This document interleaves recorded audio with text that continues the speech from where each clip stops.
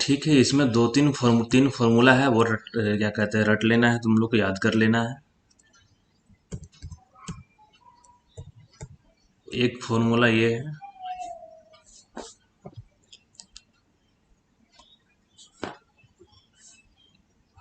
यहाँ पे, ठीक है ना।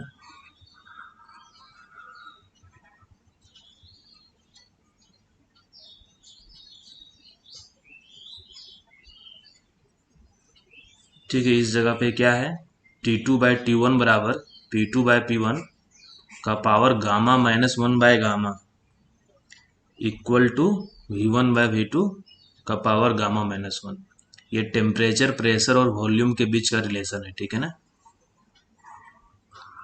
आइडियाबैटिक प्रोसेस के लिए क्या होता है कि जहाँ पे ना तो हीट सिस्टम से रिलीज हो सकता है, ना सिस्टम के अंदर हीट जा सकता है, तो उस प्रोसेस को हम लोग एडियाबैटिक प्रोसेस बोलते हैं। उसमें क्या होता है, ये जो पीवी गामा है ना, पीवी गामा बराबर कांस्टेंट, ठीक है ना। तो फिर यहीं से ये रिलेशन आया हुआ है, T2/T1 बराबर P2/P1 का पावर गामा -1/गामा बराबर V1/V2 का पावर गामा -1। गामा क्या होता है, वो रेशियो होता है specific heat at constant pressure to the specific heat at constant volume का ये रेशियो होता है, जिसका वैल्यू जो ड्राई एयर के लिए इक्वल कितना होता है, 1.4। V क्या हो गया, specific volume of unit mass of air. P हो गया बैरोमेट्रिक प्रेशर। P1 P2 जब भी बोल रहा है तो एक कंसीडर करेंगे पीट टॉप पे, या दूसरा कंसीडर करेंगे पीट बॉटम पे, ठीक है ना। साफ्ट टॉप या साफ्ट बॉटम, इसी को पीट टॉप पीट बॉटम बोला जाता है, पीट टॉप पीट बॉटम। यहाँ एक ये फॉर्मूला पीवी गामा बराबर कांस्टेंट, ये याद रखना है कहाँ, एडियाबेटिक प्रोसेस के लिए होता है। इस फॉर्मूला को याद कर लेना है और गामा का वैल्यू याद कर लेना है। क्या बोल रहे हो यार। सीपी जो होता है ना, specific heat at constant pressure,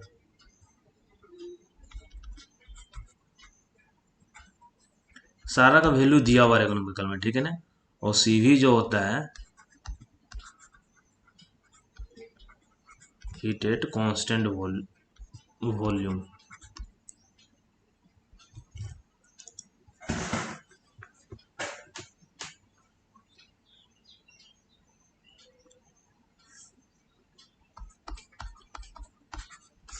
ठीक है, दूसरा फॉर्मूला क्या है, इसमें क्या बताया गया था कि पोटेंशियल एनर्जी जो होता है वो कन्वर्ट हो जाता है हीट एनर्जी में।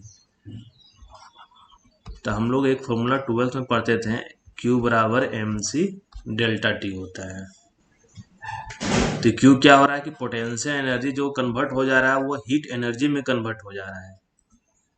तो पोटेंशियल एनर्जी क्या होता है, mgh लिखते हैं कहीं भी, और mc डेल्टा टी हो गया, तो mm कट गया, तो gh बराबर क्या आ गया, c डेल्टा टी। वही इस जगह का फॉर्मूला वही है।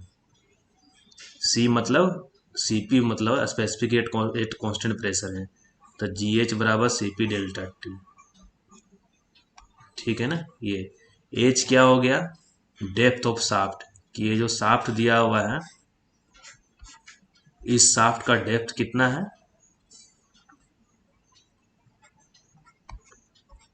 ठीक है। G क्या हो गया, एक्सेलरेशन ड्यू टू ग्रेविटी, जिसका वैल्यू होता है 9.81 मीटर पर सेकेंड स्क्वायर।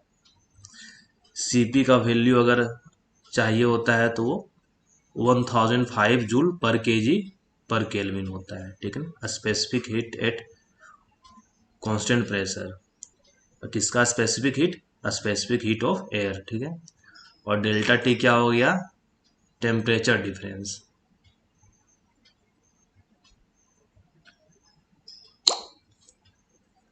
ठीक है, डेल्टा एच जनरली कहीं यूज नहीं होगा। डेल्टा एच जो टर्म बोला जाता है, ये एच बोला जाता है इंथेल्पी को, तो डेल्टा एच क्या हो जाएगा, चेंज इन इंथेल्पी, ठीक है। तो ये फॉर्मूला याद रखना, सेकेंड वाला ये, फर्स्ट फॉर्मूला ये,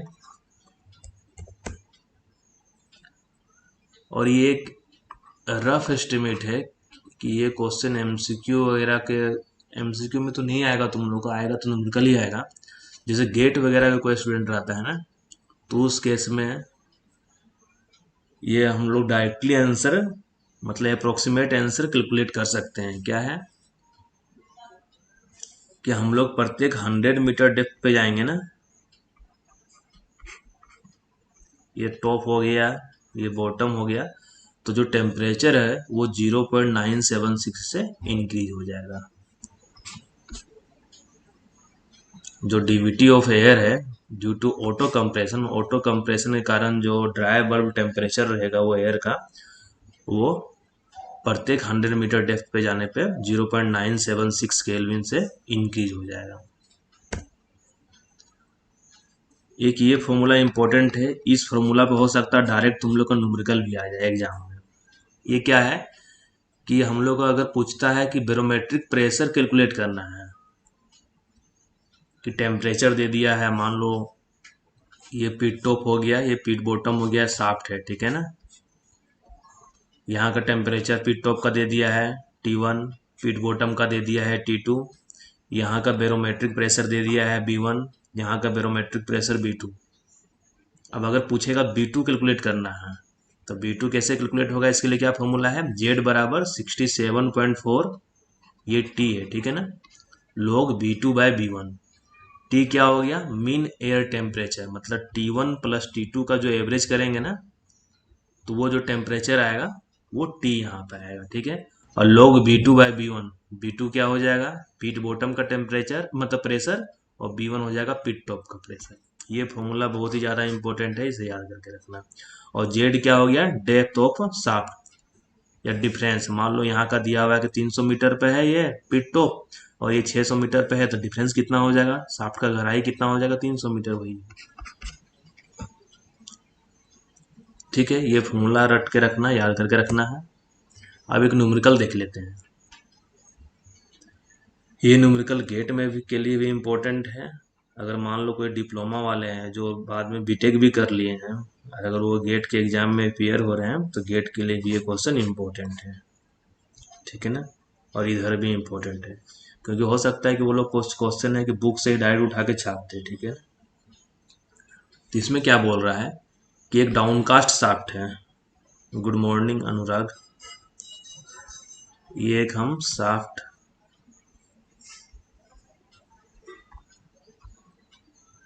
क्या न्यूमेरिकल से एमसीक्यू भी आ सकते हैं क्या, और आएंगे तो किस, ना ना, न्यूमेरिकल से एमसीक्यू नहीं आएगा, ये न्यूमेरिकल ही आएगा। इससे जब भी आने का रहेगा ना, तो न्यूमेरिकल ही आएगा। इस जगह से एमसीक्यू आने का चांस कम है, ठीक है।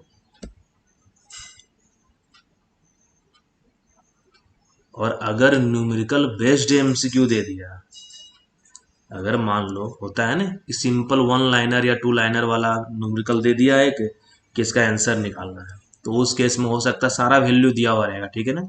67.4 टी का वैल्यू दिया हुआ रहेगा, B2 बाय B1 का जो भी वैल्यू आएगा लोग के टर्म में, उसका भी आंसर दिया, मतलब वैल्यू दिया हुआ रहेगा कैलकुलेट करके। मान लो तुम B2 बाय B1 पुट करोगे, तो जो भी वैल्यू आएगा, मान लो लोग आ जाता है 5 आता है, तो लोग 5 का वैल्यू दिया हुआ रहेगा, तो तुमको उस केस में अगर जेड निकालने का रहेगा, जेड दे देगा निकालने के लिए। ऐसा हो सकता है, ठीक है।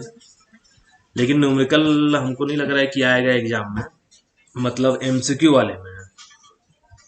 40 मार्क्स वाले में तो आने का चांसेस है कि आएगा ही, लेकिन इधर नहीं आएगा। इधर है कि रेगुलेशन, रूल्स, एक्ट, और बाकी जो वहाँ से न्यूमेरिकल बन सकता है, वहाँ से मतलब जहाँ से एमसीक्यू बन सकता है वो आएगा। जैसे ह्यूमिडिटी वाले से एमसीक्यू आने का चांस है। ठीक है, न्यूमेरिकल देख लेते हैं। ये एक डाउनकास्ट शाफ्ट है जिसका डेप्थ कितना है, ये 300 मीटर है।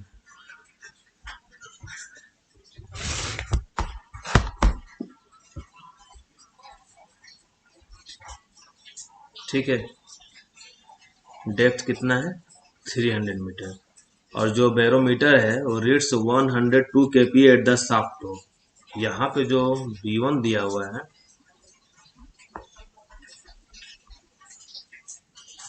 एक मिनट यार, थोड़ा मोटर बंद करके आते हैं, पानी ओवरफ्लो हो रहा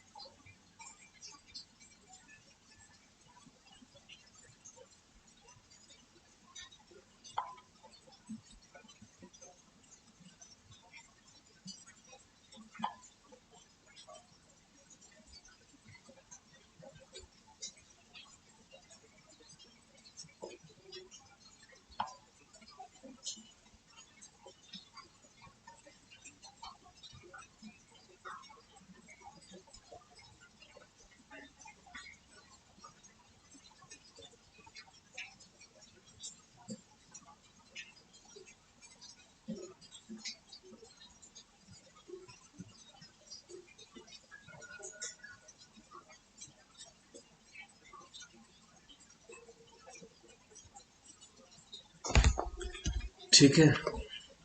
इधर क्या दिया हुआ है, ये जो शाफ्ट का डेप्थ है 300 मीटर है। B1 क्या है, पिट टॉप का जो प्रेशर दिया हुआ है बैरोमेट्रिक प्रेशर 102 kPa दिया हुआ है। और इस जगह का जो सरफेस से टेम्परेचर दिया हुआ है वो 295 केल्विन दिया हुआ है। तो पूछ रहा है calculate the air temperature at the bottom of the shaft. T2 पूछ रहा है कि T2 क्या होगा। Assuming the temperature of the air to be affected by auto compression only, कि जो टेम्परेचर है वो एयर का जो इंक्रीज हो रहा है, जो इफेक्ट हो रहा है टेम्परेचर पे, जो इफेक्ट हो रहा है वो सिर्फ ऑटो कंप्रेशन के द्वारा हो रहा है। तो इस केस में क्या था, एक डायरेक्टली हम लोग के पास, हम लोग ये सब अगर इग्नोर करते हैं ये सब डाटा, एक रफ अप्रोक्सीमेशन करते हैं, उसमें क्या था कि प्रत्येक 100 मीटर डेप्थ पे जाने पे जो टेम्परेचर था वो 0.976 से इंक्रीज हो रहा था, यही था ना। तो इसको मान लो हम 0.98 मान लेते हैं, ठीक है ना, कि टेम्परेचर कितने से इंक्रीज होगा प्रत्येक 100 मीटर डेप्थ पे जाने पे। प्रत्येक 100 मीटर डेप्थ पे जाने पे जो टेम्परेचर इंक्रीज होगा वो 0.98 केल्विन से होगा, ठीक है। अब क्या है, 300 मीटर है, तो 0.98 इंटू 3 कर देंगे कि 100 मीटर पर 0.98 से 200 मीटर पर 0.98 प्लस 0.98, 300 मीटर पर 0.98, फिर 3 बार लिख लो, तो ये कितना आ रहा है 2.94 केल्विन, ठीक है। तब पिट टॉप का टेम्परेचर कितना था 295 केल्विन, और यहाँ पे आ रहे हैं तो कितना से इंक्रीज हो रहा है 2.94 केल्विन से इंक्रीज हो गया है, मतलब क्या 295 प्लस 2.94 केल्विन बराबर कितना हो गया 297.94 केल्विन, ठीक है।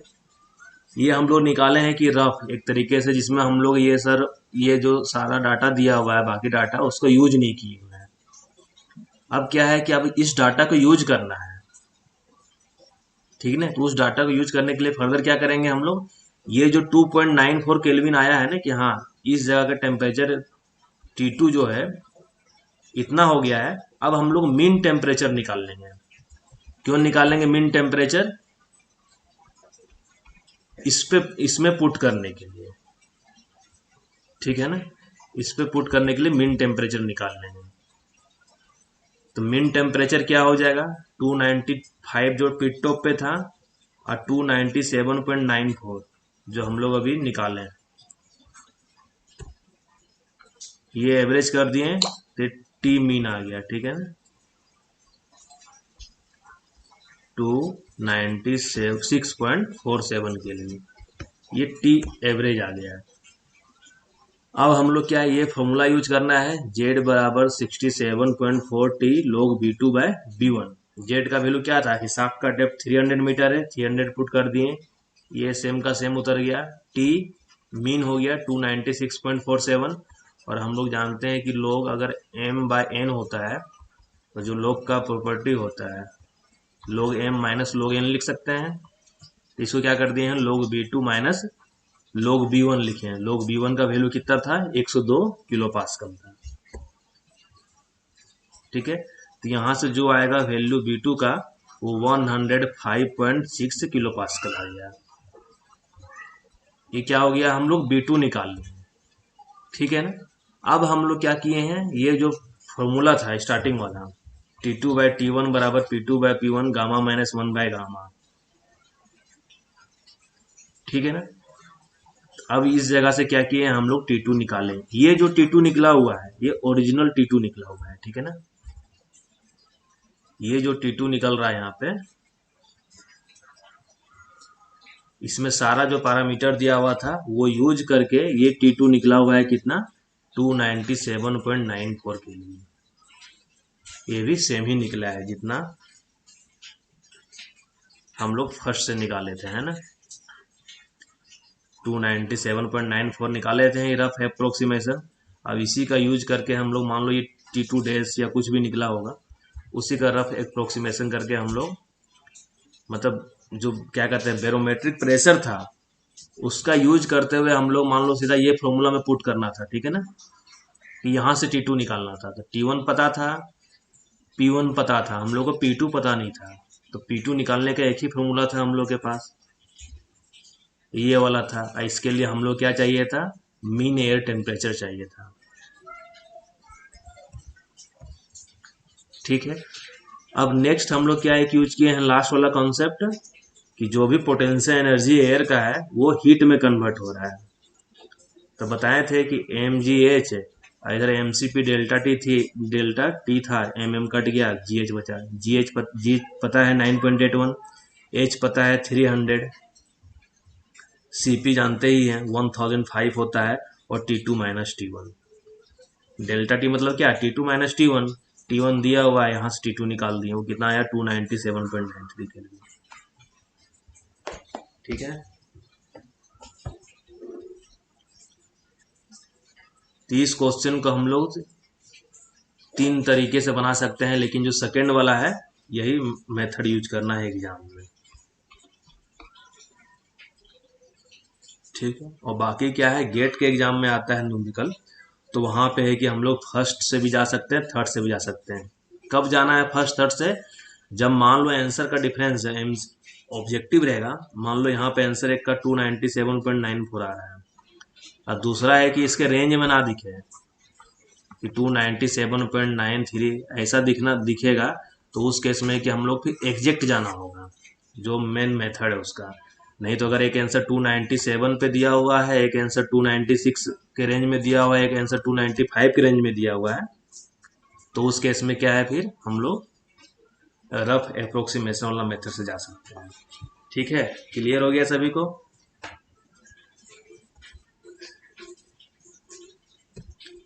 तीन वाला कुछ नहीं यार, थ्री वाला क्या था, हम क्या बताए थे कि जो भी पोटेंशियल एनर्जी होता है ऑटो कंप्रेशन के द्वारा, वो क्या होता है, हीट एनर्जी में कन्वर्ट हो जाता है। तो क्यू मान लो हीट होता है, तो इसको क्या लिख सकते हैं, M C P delta T. Potential energy क्या होता है, एम जी एच बराबर M C P delta T. M M cut गया, जी हम लोग को पता रहता है 9.81 होता है, एच यहाँ पे दिया हुआ है शाफ्ट का डेप्थ, सीपीए की हम लोग को डाटा याद करके रखना है कि 1005 होता है ड्राई एयर के लिए, और डेल्टा टी में T2 - T1, T1 दिया हुआ है, T2 निकालना है। तो सीधा है, सिंपल मेथड है। और वन क्या था, वन वाला मेथड, कि प्रत्येक 100 मीटर डेप्थ पे जाएंगे ना, तो जो ड्राई बल्ब टेम्परेचर होता है ऑटो कंप्रेशन के द्वारा वो 0.98 केल्विन से इंक्रीज होता है। यहाँ जियो थर्मल ग्रेडियंट नहीं लेना है।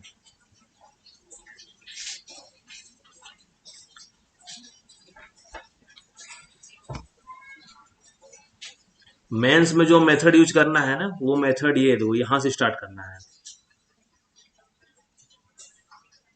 इस जगह से स्टार्ट करना है कि हाँ टेम्परेचर T2 जो रहेगा बॉटम का, उसको कंसीडर कर लेंगे कि T2 डेज है, ठीक है ना।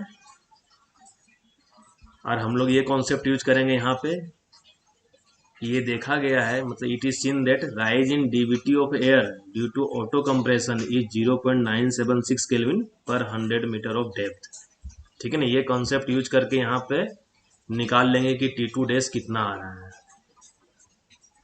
पीट बॉटम का टेम्परेचर कितना आ रहा है।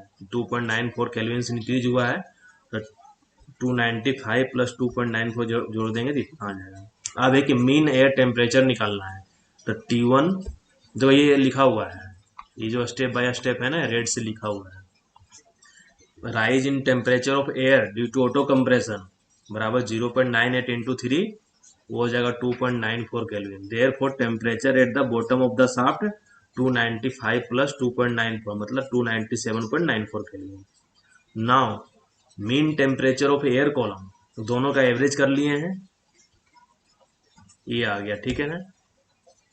अब लेट B2 बराबर barometric pressure at shaft bottom, ये जेड फॉर्मूला यूज करके B2 यहाँ पे निकाल लिए हैं, और उसके बाद ये फॉर्मूला यूज करके हम लोग T2 निकाल लिए। तो ये यहाँ से यहाँ तक का स्टेप बाय स्टेप मेथड है, ठीक है ना, ये लिखा हुआ है यहाँ तक, ये जो निकल रहा है ये होगा। ठीक है। इसको फ्रेश करके जो तुम लोग को जो पीपीटी मिलेगा ना, ये पूरा फ्रेश करके अपलोड हो जाएगा, ठीक है। ये अंडरग्राउंड का हो गया, ओपन कास्ट का पढ़ना नहीं है हम लोग को। वो गामा रेशियो होता है specific heat at constant pressure to the specific heat at constant value का, वॉल्यूम का जो रेशियो होता है वो 1.404 होता है, लेकिन इसको हम लोग एज ए रफ 1.4 लेते हैं, ठीक है ना, फॉर ड्राई एयर के लिए।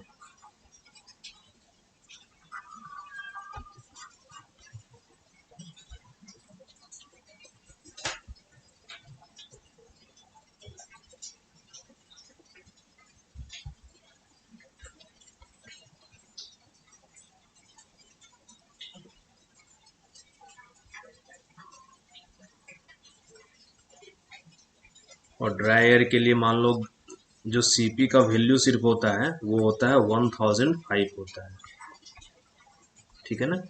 तो गामा 1.4, तो उस जगह से हम लोग सीवी भी निकाल सकते हैं, ठीक है ना। ये 1.404 है, ये 1005 है, तो सीवी भी यहाँ से निकाला जा सकता है। तो वेट के लिए एक बार चेक करके बता देंगे, ठीक है ना, कि वेट के लिए कुछ अलग वैल्यू दिया होगा तो चेक करके बता देंगे।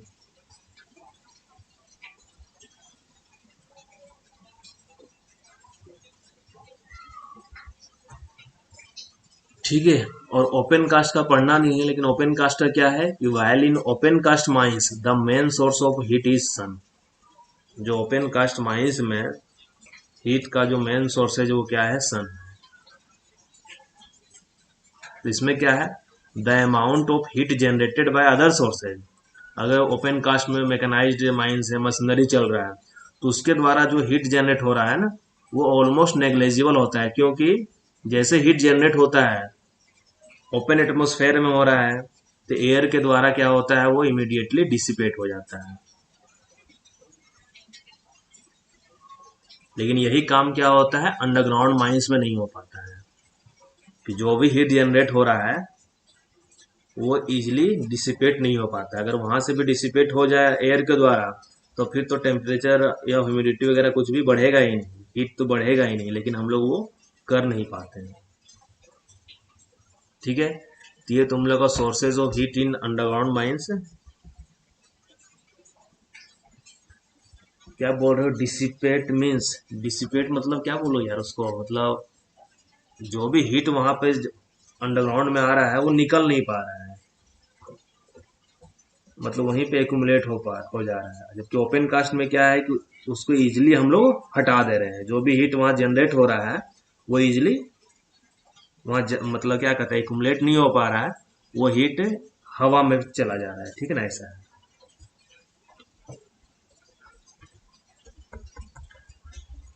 तो ये बहुत ही इंपॉर्टेंट था। ये तुम लोगों को क्या करना है, जिस तरीके से पीपीटी जिस तरीके से बनाया गया है ना, तुम इसी तरीके से लिखना है, ठीक है ना। और 40 मार्क्स का है, आवर जो रहेगा 3 आवर ही रहेगा, 5 क्वेश्चन लिखना है, 3 आवर करेगा, ठीक है ना। 3 आवर रहेगा, 5 क्वेश्चन लिखना है। तो एक क्वेश्चन मान के चलो कितना मिनट में लिखना होगा, मतलब 30 से 35 मिनट तक एक क्वेश्चन को लिखना है, सही तरीके से लिखना है मान के चलो, ठीक है ना। 30 मिनट तक लिखोगे तो 30 बचे 150 होगा, 150 मिनट होगा, ठीक है। तो हम इसी तरीके से लिखना है, पेन ले जाना, ब्लू ब्लैक दोनों, हाईलाइट वगैरह करके लिखना, ठीक है।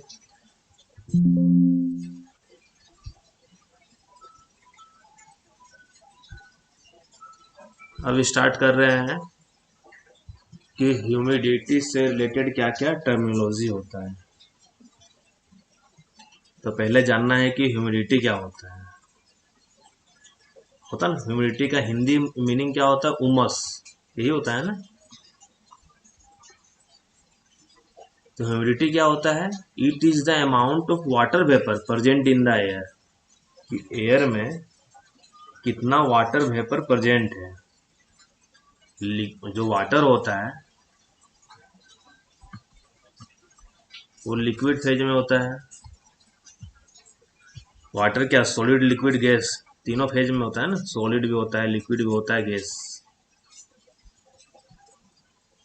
तो ये जो गैसियस फॉर्म जो होता है ना वाटर का, उसी को बोला जाता है वाटर वेपर। सॉलिड फॉर्म क्या हो गया, आइस हो गया। लिक्विड क्या हो गया, जो वाटर है खुद वो लिक्विड ही है।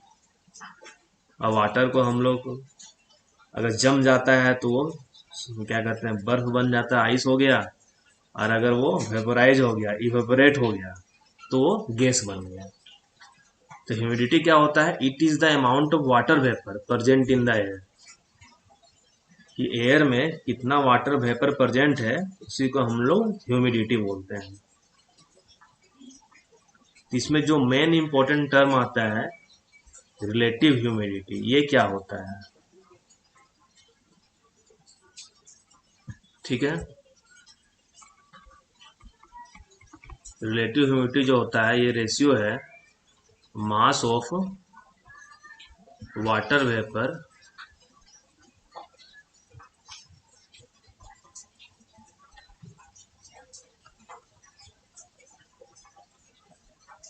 पर cubic metre of air to the ratio of mass of water vapour required to saturate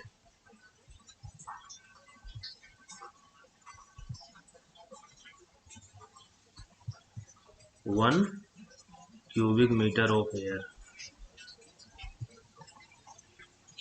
ठीक है। ये तुम लोग ध्यान रखना कि आर एच के बाद जो इक्वल साइन होना है ना, वो एकदम ये जो लाइन दे रहे हैं ना, एकदम इसके सामने होना चाहिए। ये नहीं कि आर एच ऐसा लिख दो तुम लोग, आर एच बराबर मास ऑफ वाटर वेपर और ये लाइन यहाँ दो, इस तरह से गलत कर देगा सीधा, ठीक है ना। अच्छा एग्जामिनर रहेगा वो गलत कर देगा सीधा, क्योंकि ये रेशियो है, इक्वल टू का होना चाहिए, इसके सामने होना चाहिए। बहुत लोग अभी तुम लोग कॉपी में इसी तरीके से लिखे होंगे। एक्चुअल मीनिंग क्या है कि मान लो हम लोग 1 क्यूबिक मीटर एयर का सैंपल लिए हैं, ठीक है ना। 1 क्यूबिक मीटर एयर का सैंपल लिए, ये मान लो 1 क्यूबिक मीटर हम लोग एयर ले लिए, ठीक है ना। तो इसमें कितना वाटर वेपर प्रेजेंट है, वाटर वेपर कितना प्रेजेंट है। मान लो इसमें वाटर वेपर 20 ग्राम प्रेजेंट है, कुछ भी प्रेजेंट है, ठीक है ना।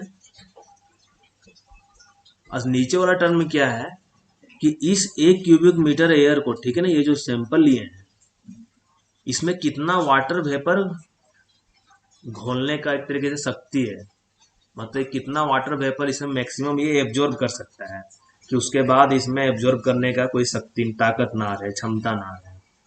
कि 1 क्यूबिक मीटर वाटर वेपर मतलब कितना वाटर वेपर रिक्वायर है सेचुरेट करने के लिए, मान लो वो 80 ग्राम हो गया। कि मतलब 1 क्यूबिक मीटर एयर है, उसमें अभी प्रेजेंट कितना है, 20 ग्राम है, लेकिन उसमें कैपेसिटी कितना है, कितना उस अपने अंदर घोल सकता है, कितना वाटर वेपर प्रेजेंट हो सकता है, मैक्सिमम लिमिट वो 80 ग्राम है। तो ये दोनों को जो रेशियो होता है ना, वो रिलेटिव ह्यूमिडिटी के नाम से जाना जाता है। इसका एग्जांपल हम दे सकते हैं इस तरीके से, मान लो कि 100 ml तुम वाटर ले लो, ठीक है ना। हम उसमें शुगर स्टार्ट किए घोलने के लिए, शुगर, ठीक है ना।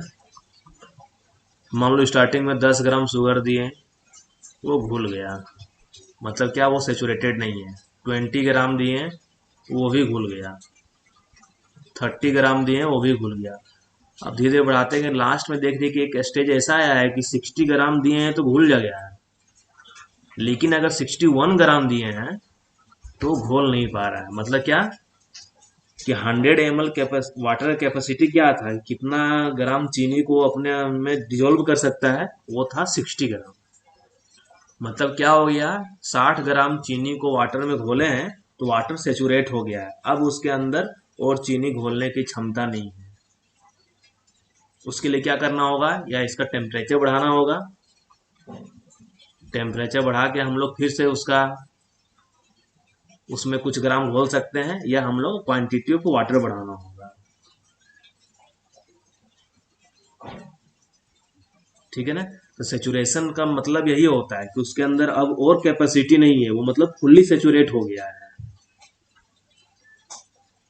ठीक है ना। तो रिलेटिव ह्यूमिडिटी किसका रेशियो होता है कि mass of water vapour present in 1 cubic metre भी लिख लो, या पर क्यूबिक मतलब कितना वाटर वेपर प्रेजेंट है 1 क्यूबिक मीटर ऑफ एयर में, और कितना वाटर वेपर क्या कहते हैं चाहिए 1 क्यूबिक मीटर एयर को सेचुरेट करने के लिए। ये दोनों का रेशियो को हम लोग क्या बोलते हैं, रिलेटिव ह्यूमिडिटी। इसमें एक टर्म सिर्फ ये जोड़ लेना, at a particular temperature, at a, क्योंकि अगर हम टेम्परेचर फिर बढ़ाएंगे तो उस केस में फिर उसमें डिजोल्व करने का कैपेसिटी बढ़ जाएगा, ऐसा है। At a particular temperature, it is the ratio of mass of water vapour present पर cubic metre of air to the mass of water vapour required to saturate 1 cubic metre of air. समझ में आ गया सभी लोग को relative humidity क्या होता है? हाँ या ना? अतुल, अनुराग, चंद्रकांत, उज्जवल, सभी को आ गया समझ में?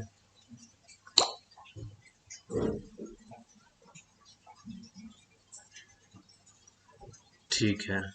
अब हम लोग थोड़ा सा पढ़ लेते हैं, यहीं पे हल्का सा डिटेल जा रहे हैं कि रिलेटिव ह्यूमिडिटी का क्या असर होता है। ठीक है ना। ऐसा सिचुएशन हम लोग फील करते हैं, कब फील करते हैं वो बता रहे हैं।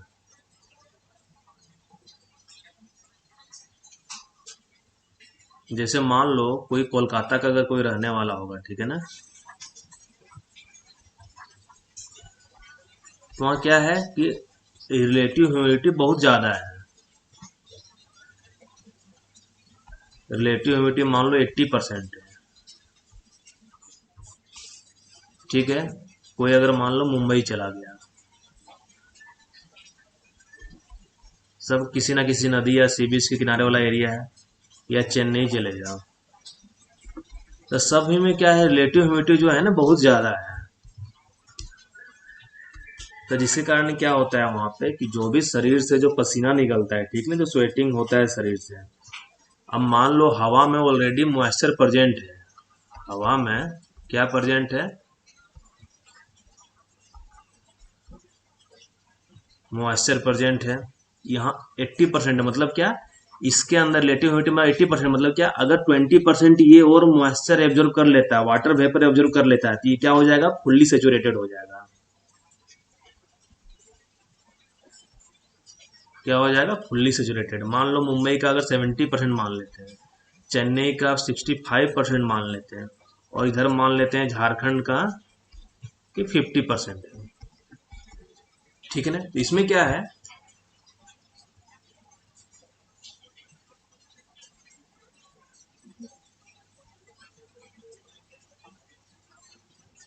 इसमें क्या है कि मान लो ये जो ह्यूमन बॉडी है, ठीक है ना,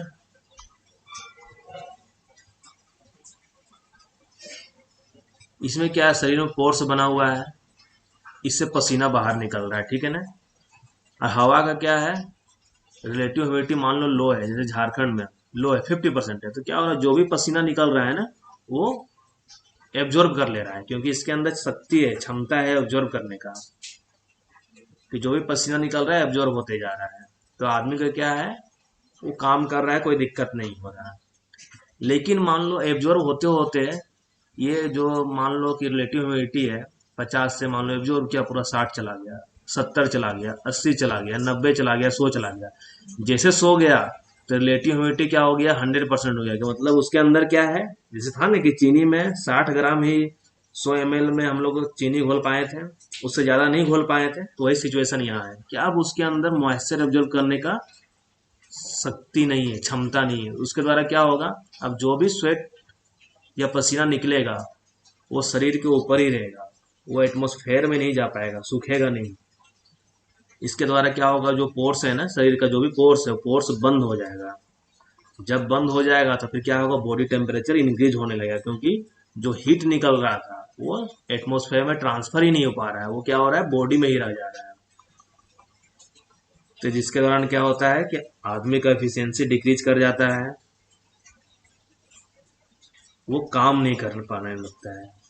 जैसे देखते नहीं है, बहुत बार होता है, झारखंड बिहार में लोग समझ पा रहे होंगे कि बोलता है कि अरे यार पुरवैया हवा चल रहा है, ऐसा सुनते होगे। मतलब क्या है, उस केस में पसीना मतलब शरीर से निकलेगा लेकिन सूखता नहीं है। क्यों नहीं सूखता है? क्योंकि हवा में इतना ज्यादा ह्यूमिडिटी प्रेजेंट है, तो उसके अंदर वो जो पसीना है ना, सूखने की शक्ति नहीं है, क्षमता नहीं है। इसी कारण जो कोलकाता वगैरह में क्या है कि कपड़ा वगैरह जो भी है ना, लेट से सूखता है। क्यों? क्योंकि आरएच वहाँ का बहुत हाई है। अब आरएच हाई है तो उसी के अनुसार उसके पास सूखने की क्षमता कम है। इसलिए कोलकाता, मुंबई, चेन्नई वगैरह में पूरा पसीना वाला गर्मी लगेगा, क्योंकि जल्दी सूखता ही नहीं है पसीना। क्यों? क्योंकि वहाँ का रिलेटिव ह्यूमिडिटी बहुत हाई है। आया समझ में सभी को कि मतलब मेन क्या असर होता है रिलेटिव ह्यूमिडिटी का? इसी तरीके का सेम सिचुएशन है माइंस में। अगर माइंस का रिलेटिव ह्यूमिडिटी बहुत हाई हो जाएगा तो उसका जो पसीना जो भी निकल रहा है वो एब्जॉर्ब नहीं हो पाएगा, तो फिर आदमी का क्या है कि पोर्स बंद हो जाएगा, हीट का ट्रांसफर नहीं हो पाएगा, तो डिस्कम्फर्ट फील करने लगेगा और फुल इफिशियंसी के साथ काम नहीं कर पाएगा। आया? चौबे जी, बबन, अतुल, अभय, मेन कॉन्सेप्ट समझो तो फिर है कि जो हिंदी वाले हैं ना वो हिंदी में भी लिख लेंगे। और ये सारा कॉन्सेप्ट तुम लोग को डिप्लोमा में ही पता होना चाहिए, जो डिप्लोमा वाले या जो भी बीटेक वाले। बीटेक वाले तो नहीं होंगे, अच्छा जो डिप्लोमा प्लस बीटेक वाले हो सकते हैं। इस जगह पे यही लिखा हुआ है, जो हम बताए हुए हैं वही लिखा हुआ है। क्या लिखा हुआ है कि कोई भी आदमी, जैसे जैसे कोई आदमी काम करता है तो उसका क्या होता है, बॉडी टेम्परेचर इंक्रीज होता है। और बॉडी परस्पायर्स मतलब क्या, बॉडी से पसीना निकलता है। और अगर एयर क्या रहेगा, सेचुरेटेड रहेगा, मतलब क्या, रिलेटिव ह्यूमिडिटी 100% हो गया, तो उस केस में क्या होगा, जो पसीना निकलेगा शरीर से वो एटमोस्फेयर एब्जॉर्ब नहीं कर पाएगा, जिसके कारण क्या होगा, वो शरीर पे ही रह जाएगा, रिटेन्स ऑन द बॉडी। और जो शरीर में जो स्मॉल स्मॉल पोर्स हैं, जो छिद्र हैं, उसको ब्लॉक कर देगा, जिसके कारण क्या होगा, शरीर का टेम्परेचर इंक्रीज हो जाएगा और जो आदमी है डिस्कम्फर्ट फील करेगा काम करने में। हिंदी वाले टेक्निकल वर्ड हाँ इंग्लिश में लिख सकते हैं मेंस में, हाँ कोई दिक्कत नहीं है। जैसे मान लो रिलेटिव ह्यूमिडिटी है तो आराम से लिखो रिलेटिव ह्यूमिडिटी।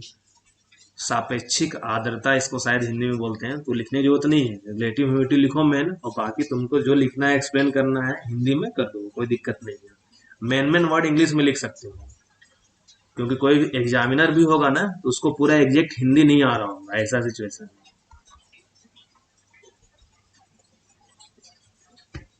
क्योंकि फुल हिंदी वाला वर्ड लिख दोगे तो उसको भी थोड़ा हो सकता है डिफिकल्ट हो जाए समझने में क्या लड़का लिखा हुआ है, इसलिए बीच बीच में इंग्लिश लिखना कोई दिक्कत नहीं है। ठीक है, ये आरएच वाला कॉन्सेप्ट क्लियर हो गया। यहाँ से जो एमसीक्यू क्वेश्चन आ सकता है, ये आ सकता है, लिख लेना कि रिलेटिव ह्यूमिडिटी को हम लोग मेजरमेंट किससे करते हैं, उसको उसको क्या बोलते हैं हम लोग, व्रिगलिंग हाइग्रोमीटर। व्रिगलिंग हाइग्रोमीटर, हाइग्रोमीटर से हम लोग रिलेटिव ह्यूमिडिटी मेजर करते हैं। क्या बोल रहे हो प्रशांत, ऐसा नहीं मतलब?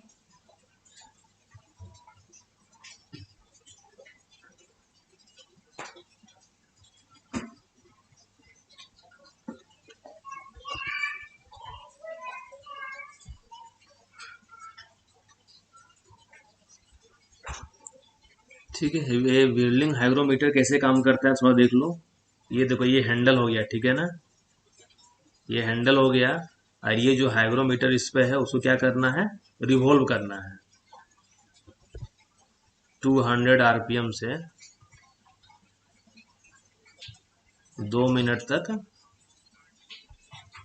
रिवॉल्व करना है, ठीक है ना। इसमें क्या है, दो थर्मामीटर लगा हुआ है, एक ये हो गया थर्मामीटर, दूसरा ये हो गया।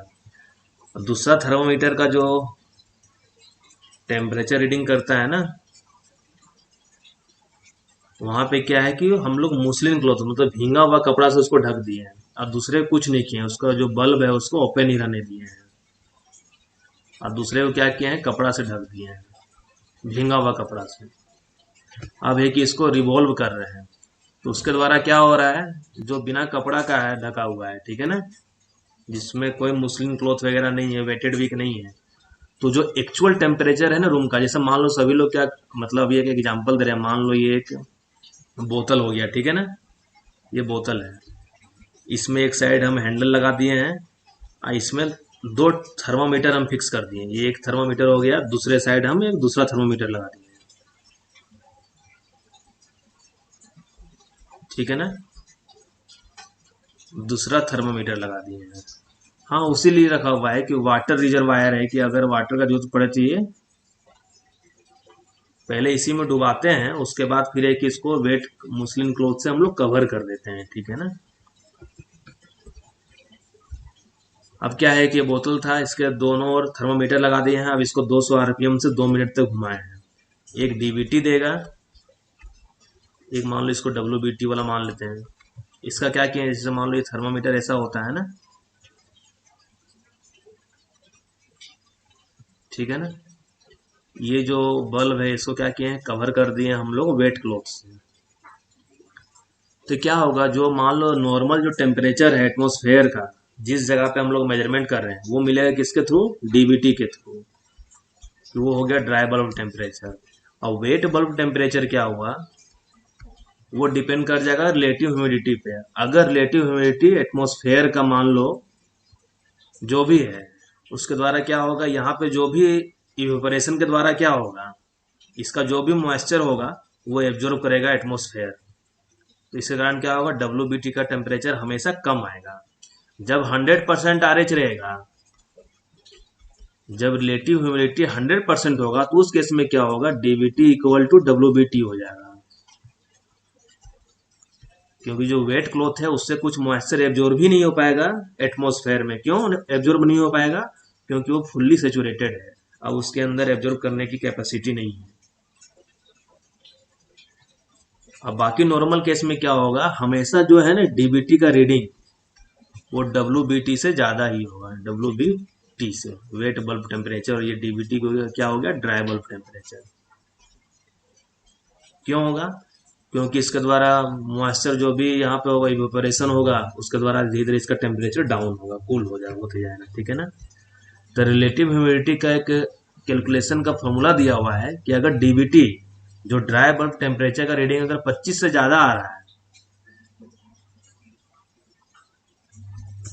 इक्वल का केस है कि जब आर एच 100% हो जाए, इसी केस पे हो सकता है इक्वल, जब रिलेटिव ह्यूमिडिटी 100% हो जाए, तो उस केस में इक्वल हो सकता है। तीसरा है कि समुद्र वाले जो एरिया है ना, वही वही सब जगह में ऐसा हो सकता है, ठीक है। तो क्या है यहाँ पे, अगर डीबीटी का जो रीडिंग है 25 डिग्री से ज़्यादा, तो उस केस में जो रिलेटिव ह्यूमिडिटी होगा वो 100 - 7 डीबीटी माइनस डब्ल्यूबीटी। मान लो डीबीटी का रीडिंग 26 डिग्री आ गया,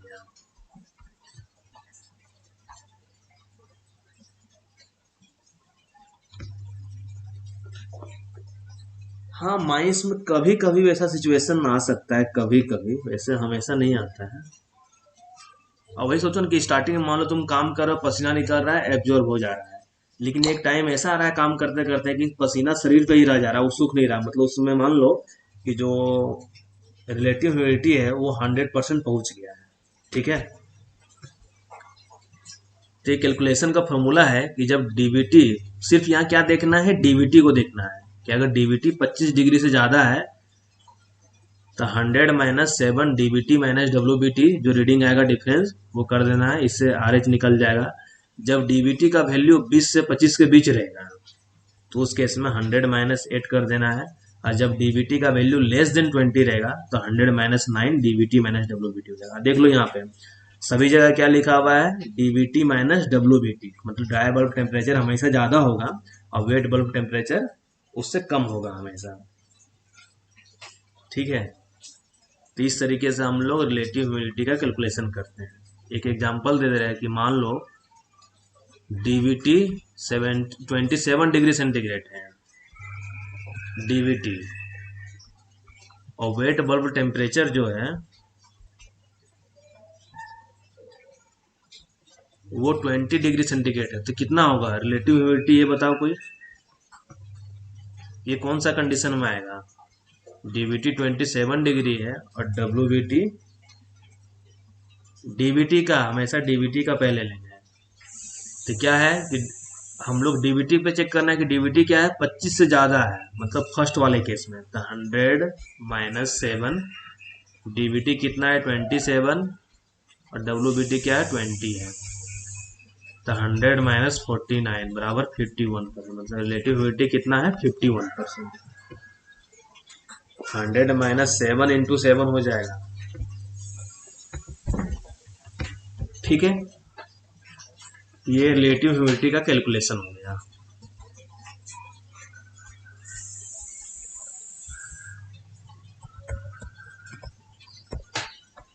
ये हो सकता है, ये जो टर्मिनोलॉजी रिलेटेड विथ जो ह्यूमिडिटी है ना, इससे ये क्वेश्चन आ सकता है, मान लो शॉर्ट नोट्स के रूप में, ठीक है ना, कि sources of heat in underground mines मान लो कि दे दिया कि हाँ एक क्वेश्चन है उसका मान लो ए बी सी पार्ट, अगर कुछ वैसा कर दिया है कि ए बी पार्ट है कि sources of heat in underground mines को एक्सप्लेन करो, तो एक्सप्लेन कर देना है। अब पूछ दिया है कि आर एच क्या होता है, स्पेसिफिक ह्यूमिडिटी क्या होता है, अब सोल्यूट ह्यूमिडिटी क्या होता है, तो ये शॉर्ट नोट्स में आ सकता है, ठीक है ना। अब देखते हैं क्या कि स्पेसिफिक ह्यूमिडिटी क्या होता है। नहीं नहीं, परसेंटेज के लिए 100 से डिवाइड करने की जरूरत नहीं है, वो जो आ रहा है ना वो परसेंटेज में ही आ रहा है, ठीक है ना।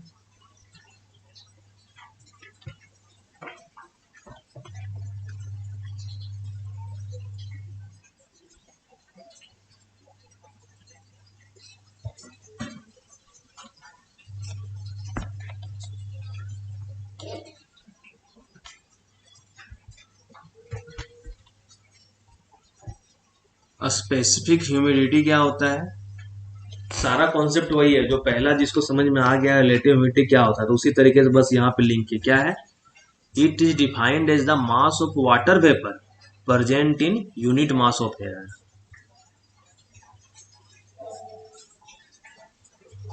कि 1 क्यूबिक मीटर एयर में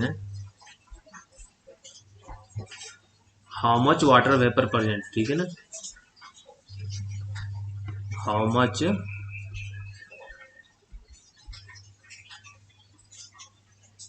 वाटर वेपर इज प्रेजेंट इन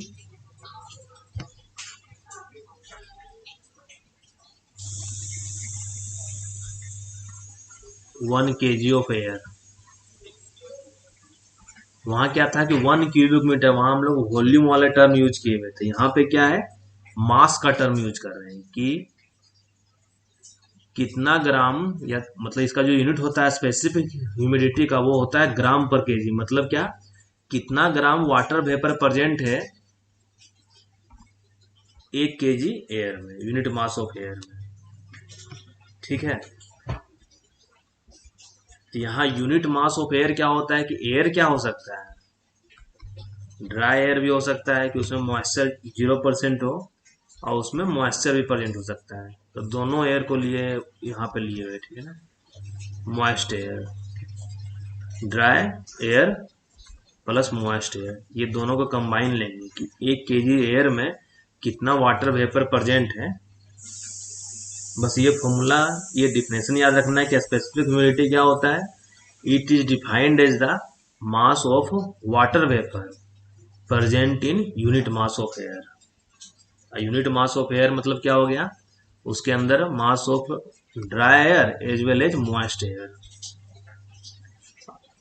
इसका फॉर्मूला क्या होता है, स्पेसिफिक ह्यूमिडिटी का 622E divide by B minus 0.378E, ये डायरेक्ट फॉर्मूला रटना है, ठीक है ना। स्पेसिफिक ह्यूमिडिटी क्या होता है 622 into E divide by B minus 0.378E, ई क्या हो गया, ई हो गया वेपर प्रेशर, ये दिया हुआ रहेगा। बी क्या हो गया, बैरोमेट्रिक प्रेशर।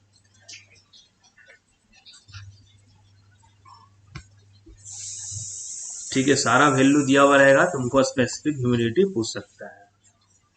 और ये जो भी रहेगा ना, वेपर प्रेशर किलो पास्कल में रहेगा, बैरोमेट्रिक प्रेशर भी किलो पास्कल में रहेगा। कि एटमॉस्फेरिक प्रेशर मान लो दिए, मतलब बैरोमेट्रिक प्रेशर क्या है, जो बैरोमीटर रीड करके बता रहा है प्रेशर।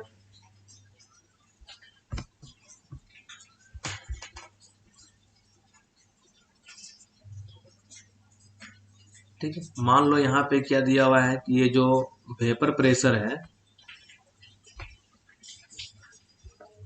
वो मान लो 102 किलो पास्कल दिया हुआ है।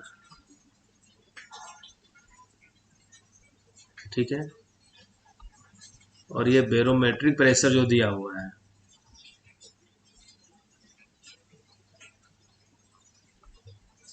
वो मान लो 98 किलो पास्कल दिया हुआ है। तो इस फॉर्मूला में पुट कर दो, 620 इंटू ई कितना हो जाएगा 102 डिवाइड बाय बी में क्या हो जाएगा 98 माइनस 0.378 को ई से मल्टीप्लाई करके लिख दो। ये जो वैल्यू आएगा उतना ग्राम पर केजी हो जाएगा।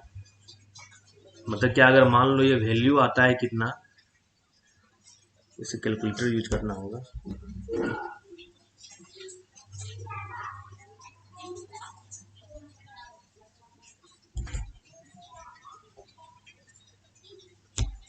एक मिनट।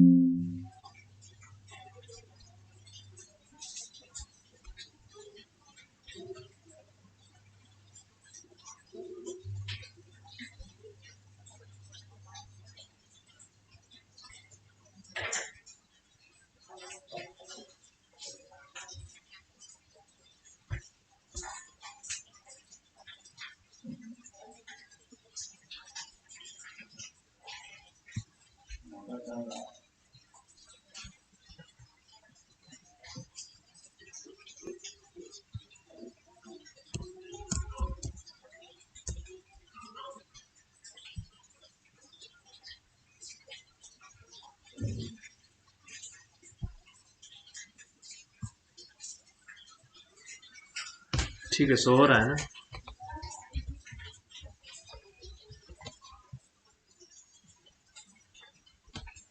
ठीक,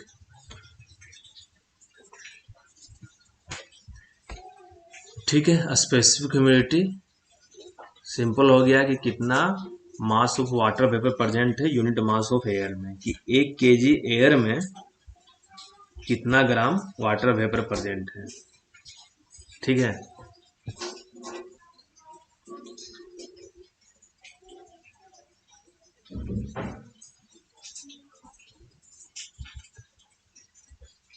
ये हो गया स्पेसिफिक ह्यूमिडिटी। अब एक आता है अब्सोल्यूट ह्यूमिडिटी, सब टर्म याद रखना।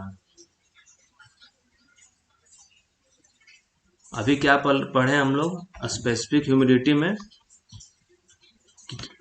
कितना mass of water vapour present है per unit mass of air. ठीक है ना, dry air as well as moist air. अब सॉलिड ह्यूमिडिटी क्या होता है, it is defined as the mass of water vapour per unit volume of air. मतलब mass of water vapour gram में आएगा और 1 क्यूबिक मीटर एयर में, इसका यूनिट क्या हो जाएगा, ग्राम पर क्यूबिक मीटर। क्या पूछ रहे हो, स्पेसिफिक ह्यूमिडिटी और ह्यूमिडिटी के बीच में क्या डिफरेंस है। ह्यूमिडिटी क्या है, सिंपल है कि कितना वाटर वेपर प्रेजेंट है एटमॉस्फेयर में या एटमॉस्फेरिक एयर में, कितना वाटर वेपर प्रेजेंट है। यहाँ कुछ यूनिट नहीं दिया हुआ है कि हाँ ह्यूमिडिटी का यूनिट क्या होगा, ग्राम पर केजी हो रहा है या ग्राम पर क्यूबिक मीटर हो रहा है, ऐसा कुछ नहीं है। ठीक है ना, ये कितना वाटर वेपर प्रेजेंट है। अब इसी के अंदर डिटेल्स में कि हाँ कि कितना स्पेसिफिक ह्यूमिडिटी क्या हो गया, कितना amount of water vapour present, कितना मतलब कितना mass of water vapour present है 1 kg एयर में, कितना ग्राम वाटर वेपर प्रेजेंट है 1 kg एयर में। ये हो गया स्पेसिफिक ह्यूमिडिटी। और अब्सोल्यूट ह्यूमिडिटी क्या हो गया, ये कितना ग्राम वाटर वेपर प्रेजेंट है 1 क्यूबिक मीटर एयर में। बस यही दोनों में डिफरेंस है, कितना ग्राम वाटर वेपर प्रेजेंट है 1 क्यूबिक मीटर एयर में। तो इसका यूनिट क्या हो गया, ग्राम पर क्यूबिक मीटर। अब्सोल्यूट जो ह्यूमिडिटी होता है, नहीं, आर एच और अब्सोल्यूट दोनों सेम सेम कैसे हो गया। आर एच में क्या था, mass of water vapour present पर क्यूबिक मीटर ऑफ एयर, और नीचे रेशियो में था ना कि mass of water vapour required to saturate 1 cubic metre of air. इसमें सेचुरेशन वाला वर्ड थोड़ी है, नीचे वाला वर्ड नहीं ना है दिया हुआ। अतुल,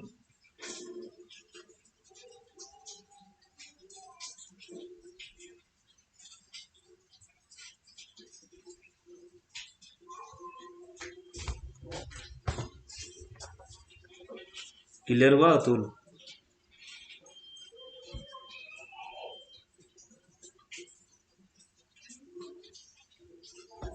ठीक है।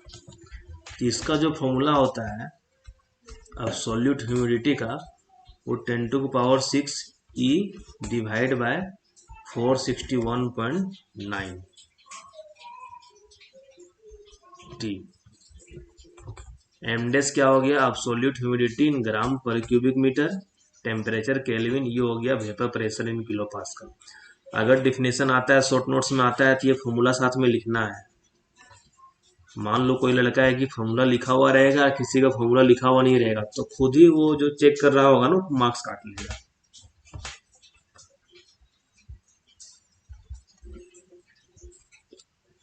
ह्यूमिडिटी का डिफिनेशन नहीं पूछेगा, पूछ सकता है आरएच क्या होता है, स्पेसिफिक ह्यूमिडिटी क्या होता है, अब्सोल्यूट ह्यूमिडिटी क्या होता है। तो आरएच का जो न्यूमरेटर है, ठीक है ना, और अब्सोल्यूट ह्यूमिडिटी, ये दोनों, इसका न्यूमरेटर और ये दोनों सेम है, ठीक है ना। और स्पेसिफिक ह्यूमिडिटी में क्या हो जाएगा, ग्राम पर केजी हो जाएगा। तो ये ध्यान रखना, यूनिट का ध्यान रखना, यूनिट का ध्यान रखने पे तुम लोग खुद से भी डिफिनेशन लिख सकते हो, ठीक है।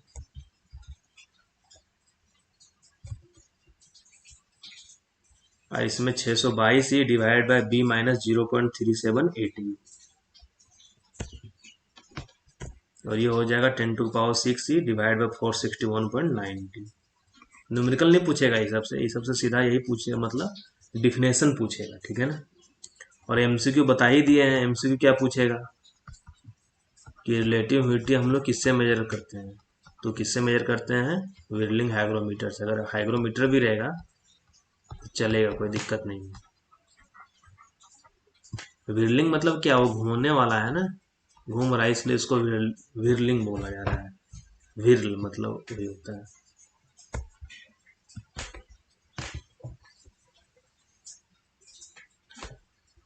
ये मिक्सिंग रेशियो वगैरह तो नहीं पूछेगा, क्योंकि ह्यूमिडिटी से रिलेटेड टर्म पूछ रहा था। बाकी ये सब जो टर्म आता है वो मॉइस्चर से रिलेटेड है, मिक्सिंग रेशियो वगैरह, ठीक है ना। लेकिन सारा का यहीं से एक दूसरे से सब इंटरकनेक्टेड लिंक है। कैसे, मिक्सिंग रेशियो क्या लिखा हुआ है, it is defined is the mass of water vapour present in per unit mass of dry air. और यहाँ पे क्या था, mass of water vapour present in per unit mass of air. यहाँ एयर में क्या ले रहे थे कि dry air as well as moist air, लेकिन यहाँ पे सिर्फ क्या है, ड्राई एयर है, बस यही डिफरेंस है। मिक्सिंग रेशियो किसको बोलते हैं कि कितना mass of water vapour present है unit mass of dry air में, मतलब 1 kg ड्राई एयर है तो उसमें कितना वाटर वेपर प्रेजेंट है, ये हो गया मिक्सिंग रेशियो। तो इसमें फॉर्मूला में क्या डिफरेंस सिर्फ आ रहा है, यहाँ पे 0.378 नहीं है ना। और इसका क्या हो गया स्पेसिफिक ह्यूमिडिटी का, कि कितना ग्राम वाटर वेपर प्रेजेंट है 1 kg mass of air, dry air और मॉइस्ट एयर दोनों यहाँ पे आ रहा है, ठीक है। ये डिफरेंस हो गया स्पेसिफिक ह्यूमिडिटी और मिक्सिंग रेशियो।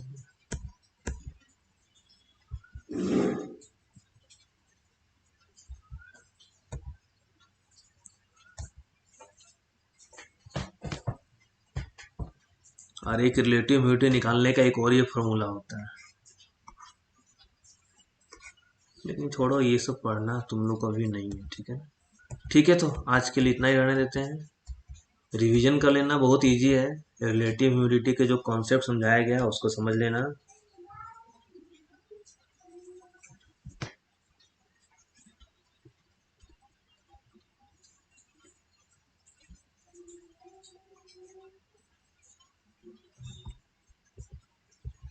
वो ये हो सकता है कि मान लो जो दिया हुआ है ना कि 200 आरपीएम, मतलब 1 मिनट में 200 बार ही उसको रिवॉल्व करना है।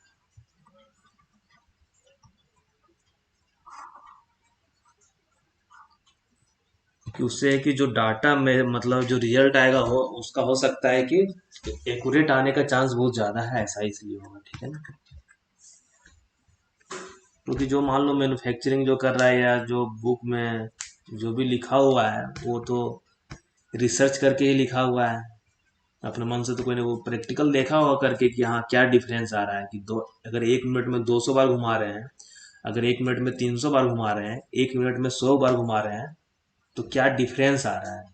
तो उस बेसिस पे वो फिर अपना एस्टिमेशन किया होगा कि 1 मिनट में 200 बार घुमाएंगे तो वो एक्यूरेट रिजल्ट आने का चांस उसी में है, इसलिए।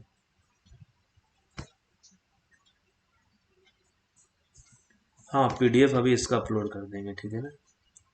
कैसा वाला पीडीएफ चाहिए ये बताओ, इसको जो समझाएं इसको पूरा फ्रेश करके देना है या दोनों देना है या सिर्फ एक देना है, ये बता दो। कौन सा पीडीएफ अपलोड करना है? दोनों। ठीक है, दोनों पीडीएफ अपलोड कर देंगे, ठीक है ना। और ये सब मतलब हम बार बार यही बोल रहे हैं कि जो पढ़ाते जा रहे हैं साथ में कंप्लीट करते जाना, ठीक है ना। और sources of heat in underground mines जो है उसको साथ में रिवीजन, मान लो आज की हो मतलब अच्छे से तुमको लग रहा है कि हाँ हो गया है, फिर 2 दिन के बाद एक बार और रीडिंग डाल देना, ठीक है ना। रीडिंग डालने में 15 से 20 मिनट लगेगा, उतना में तुम लोग कंप्लीट हो जाएगा, वैसा है। और छोड़ दोगे तो फिर उसमें 2 घंटा टाइम जरूर का लगेगा। और आज वाला भी जो चीज़ बताए हुए हैं तो वह कि आरएच का कॉन्सेप्ट अच्छे से एक बार और देख लेना वीडियो तुम लोग, किसी को डाउट होगा और क्लियर हो जाना। फिर जो हिंदी में अगर कोई नोट्स बनाने वाले होंगे तो हिंदी में अपना खुद से ही लिख लेना, ठीक है ना। अगर किसी में कुछ हिंदी में लिखने में दिक्कत आएगा तो पूछ लेना फ़ोन करके, कोई दिक्कत नहीं है। लेकिन हिंदी में जो नोट्स बना रहे होगे हिंदी में खुद आज ही बना लेना, टाइम निकाल के जब भी मिलता है, ठीक है। ठीक है, तो आज के लिए इतना ही रखते हैं। Thank you.